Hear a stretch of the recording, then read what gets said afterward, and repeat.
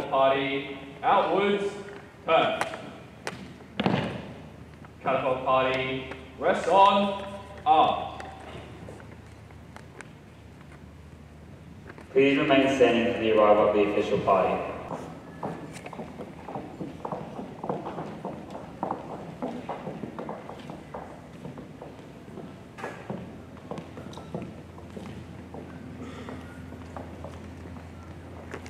Please be seated. Mrs. Jamison, invited guests, staff, and students. It is my honor to welcome you to this very significant Anzac Day commemoration ceremony. Tomorrow will mark 100 years to the day since Australian and New Zealand troops first landed at Gallipoli during the First World War. Today we gather as a mark of respect and remembrance as we reflect on the sacrifice and service our Defence Forces have given to Australia over the past 100 years. The Corinda State High School Symphonic Band will now play a Bible theme conducted by Miss Belinda Stewart.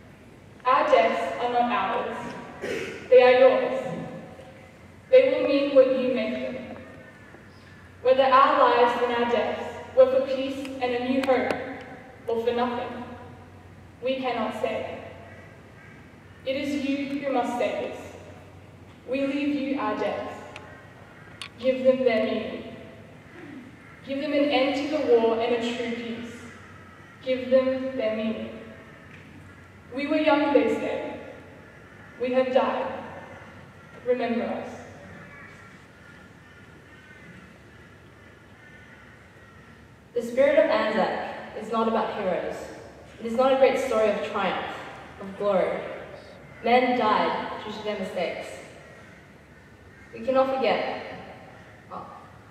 Men died due to their mistakes. They gave their lives for what to them seemed like nothing. Just a bare patch of rock in a foreign land. Yet we remember them. More than 100 years have passed. Yet still, we cannot forget. We cannot forget the young men who faced their fear in a trench in France. We cannot forget the young men who sat and whispered their goodbyes to friends plucked from next to them. Theirs was a spirit of perseverance, of determination, of going on when they knew that success was impossible, continuing in the face of fear and paralyzing terror. They burned brightly on the slopes of Gallipoli. They had a fierce desire to live, but were willing to sacrifice to face the death for the safety of those back home in Australia. Australian soldiers throughout our history have exhibited that same courage, that same determination. Sometimes we can look back and say that perhaps the cause they fought for was not their own, but always they shouldered responsibility and fulfilled what they saw as their obligation. We cannot forget the young men who lay awake in the jungles of Vietnam. We cannot forget the young women and men in the deserts of Afghanistan who faced an insidious and hidden foe. We cannot forget the young women, the nurses, serving on the battlefields who faced the same fears and, for many, the same fate as their fellow soldiers. To have someone die at home is hard, yet it allows us to say our goodbyes, to believe that perhaps they lived a good life and have gone on to better things. But a death at war leaves a terrible gap. There are no goodbyes, no funerals, from which to begin the process of healing. They are frozen in time, pictures on a shelf, and in the minds of the family, their friends. It is they who we remember today, those who did not return.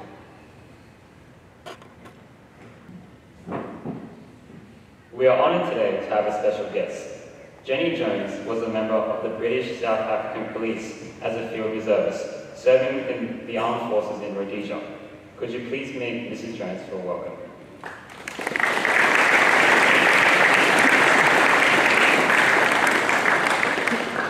been asked to talk about the role of women in the war. I start by saying women had to wait their fathers, husbands and sons goodbye as they travelled to go and fight for their countries. Many of those men and boys never returned. Many came home shell-shocked, which we now term post-traumatic stress disorder, and badly injured. Mothers, wives and girlfriends had to pick up the pieces and do the best they could with very little help. Many women suffered as a result. Going on to the war, it became apparent that the able-bodied male population had left for the war, leaving a big hole in the work which had to be done. There was a lot of opposition from women joining the workforce because many men thought women didn't have the brain power, the resilience, or the strength needed to do heavy manual work. And yet, it was all right for women to bear children and look after them, carry them, feed, clothe, tend to the house and garden, but not to have paid work unless they were trained as nurses and teachers or went into domestic service. Nurses and auxiliary workers with the Army wore uniforms, many others didn't. They worked closely with the military and both worked tremendously hard during the war years and often worked close to the battlefront, tending the wounds and comforting the troops as best they could before moving on and tending to other soldiers. Women in the nursing forces, particularly those in the voluntary aid detachment and the first aid nursing yeomanry, both formed in 1914 or before, faced less prejudice than women in the auxiliary military organisations. These organisations largely recruited women from the upper and middle classes, and go, in part, by their more traditionally feminine role of caring for the soldiers. 19,000 British and Irish women were registered as voluntary aid detachments by 1918, while approximately 450 members of them. First aid nursing yeomanry, excuse me. Sorry. Served as nurses, drivers and mechanics.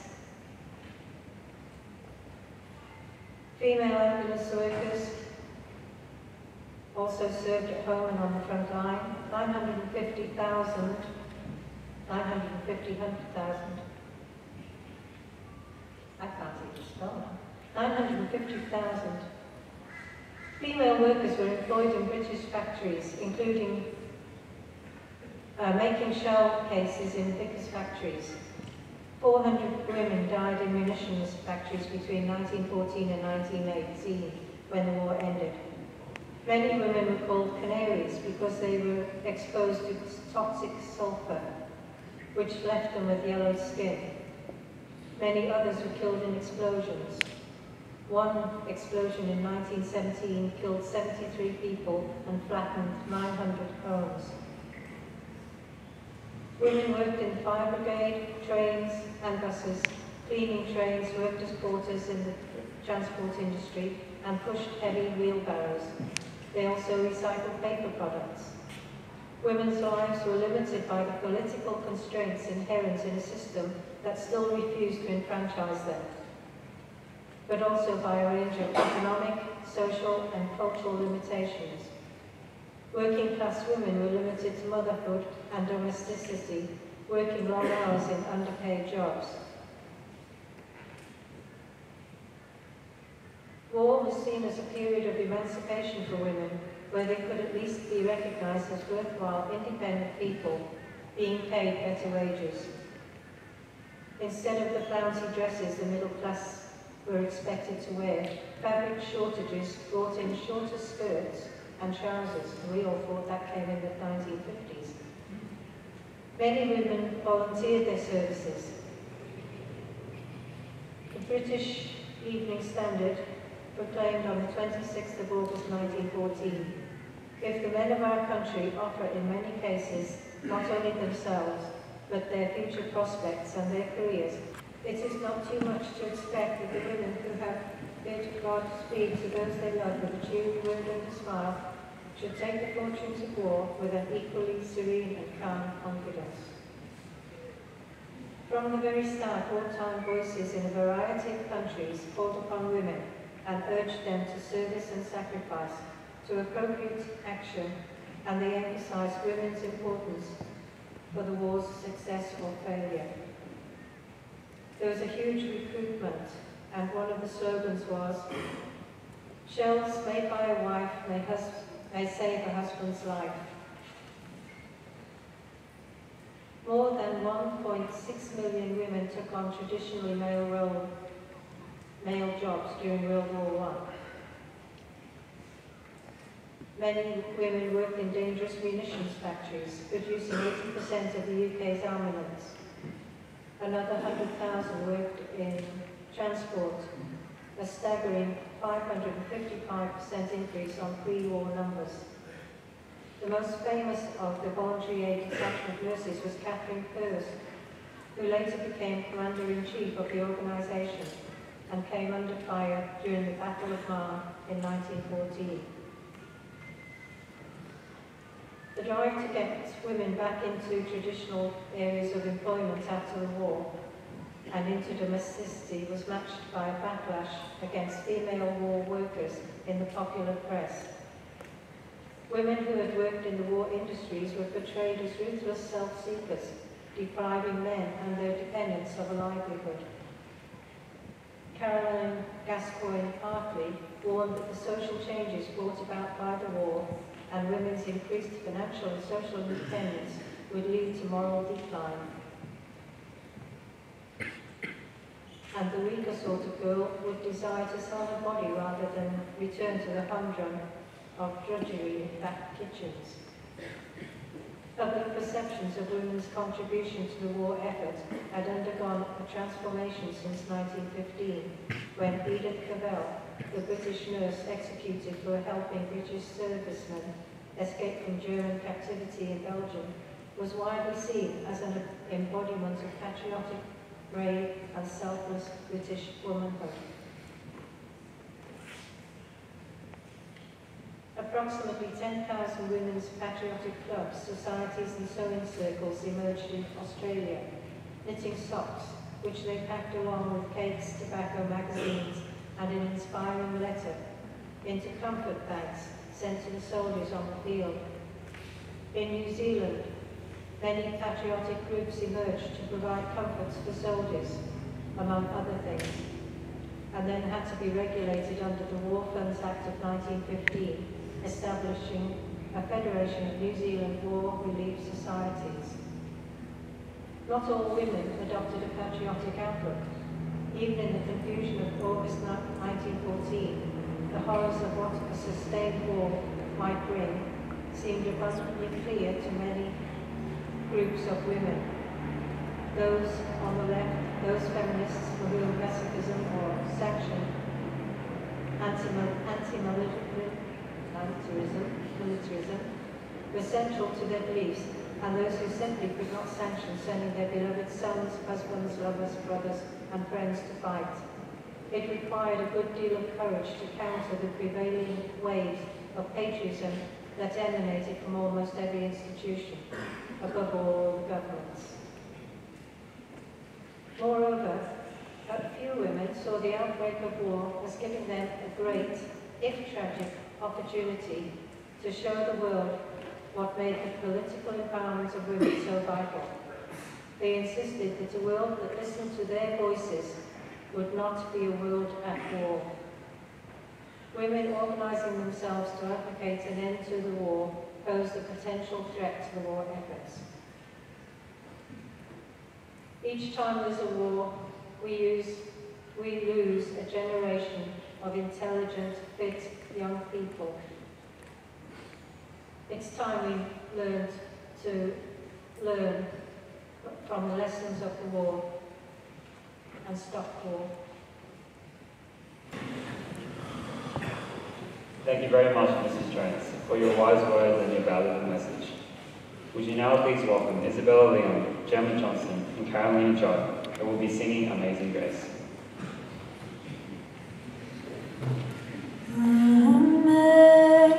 Amazing grace, how sweet the sound that saved a wretch like me. I was lost, but now I'm found. Was blind, but now I see. 'Twas grace that taught my heart to fear, and grace my fears relieved. How precious did that grace appear the hour I first believed. The Lord has promised good to me. His word my hope secures. He will my shield and portion be, as long as life endures. Amazing grace, how sweet the sound that saved a wretch like me. I once was lost, but now I'm found. Was blind, but now I see.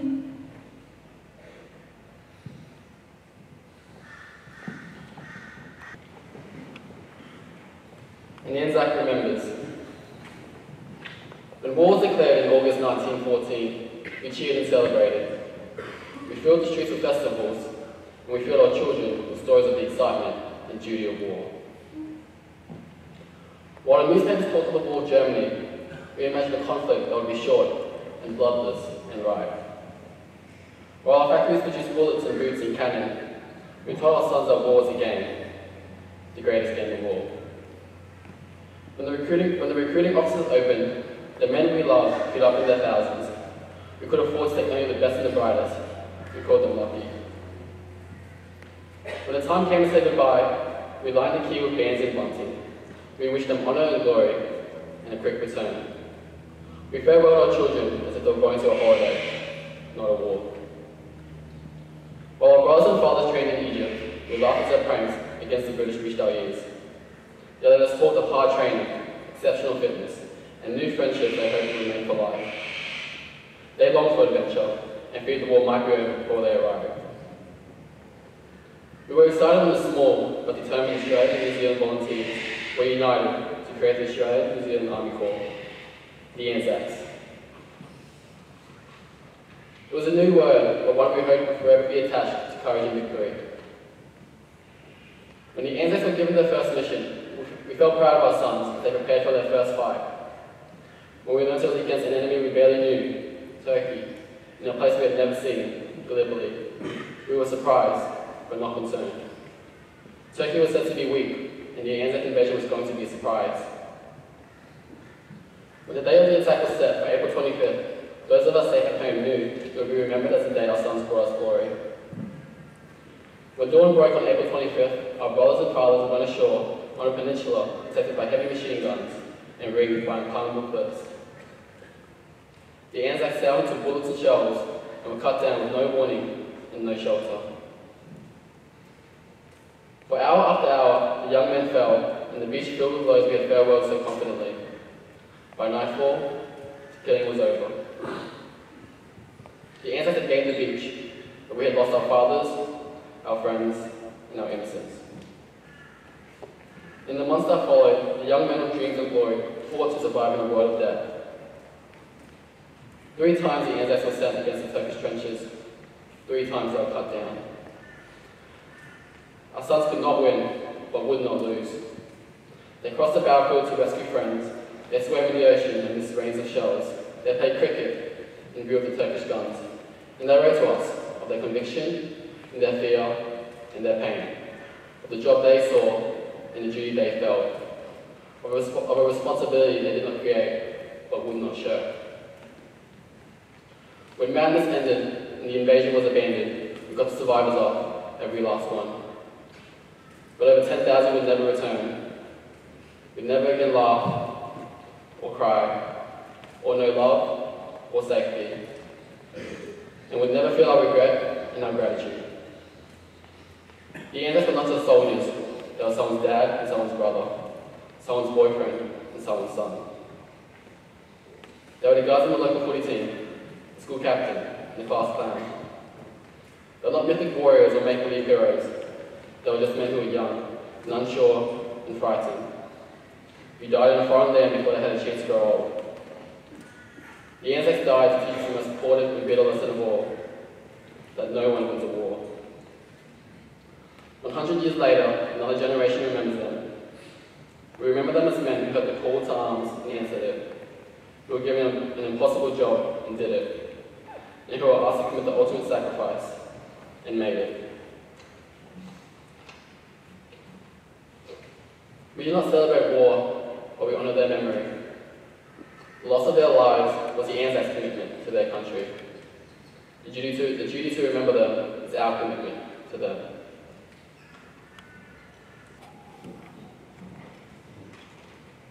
I would now like to invite Mr. Jonathan, special guests, and students to lay their wreaths. This will be followed by students laying artifacts kept as a memorial from World War I. These have been lent to us from the intricately assured RSL Stock Branch.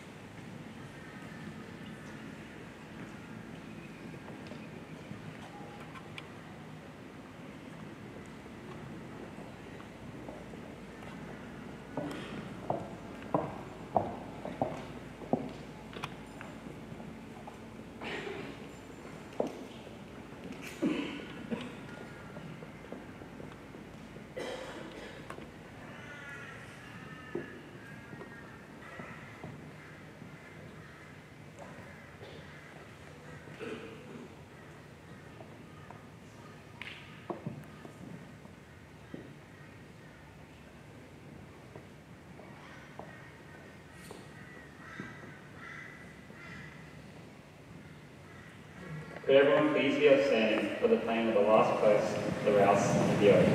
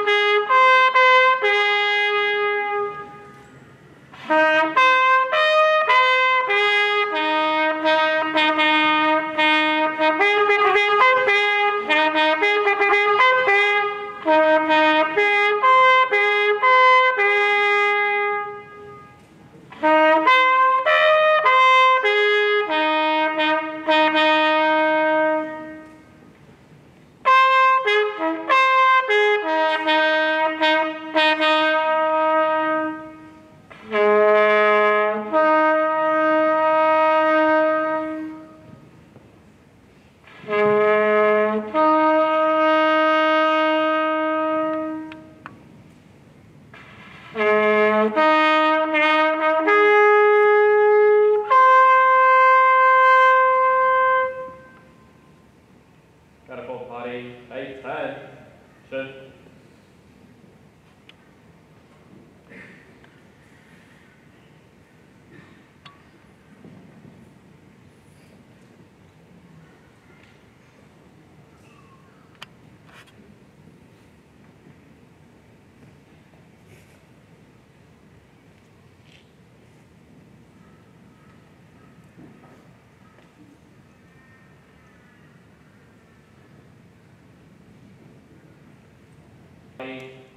Present arms.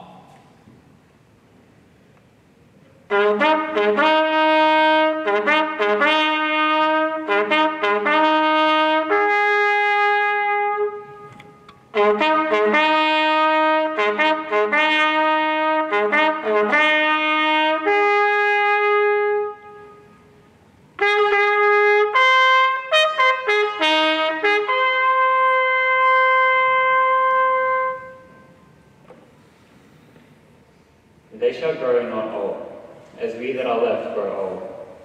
Age shall not weary them, nor the years condemn. At the going down of the sun, and in the morning, we will remember them.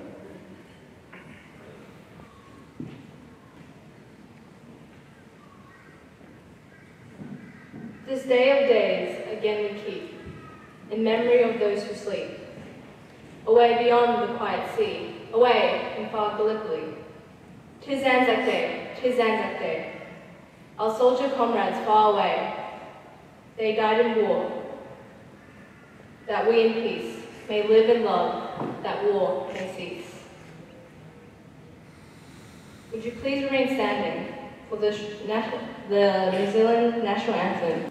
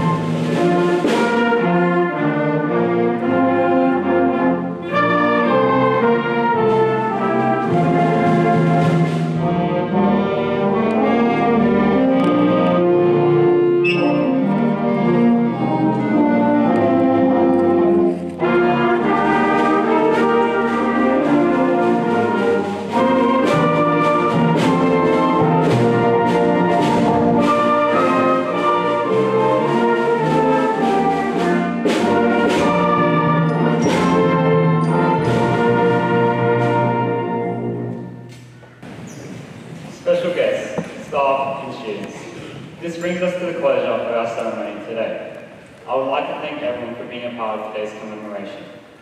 It is imperative that the memory of our Anzacs lives on, and we remember their sacrifice and service. Will the catapult party and the official party care to take part in a small morning tea provided in the paradox room? Catapult party inwards, turn. Catapult party quick, march.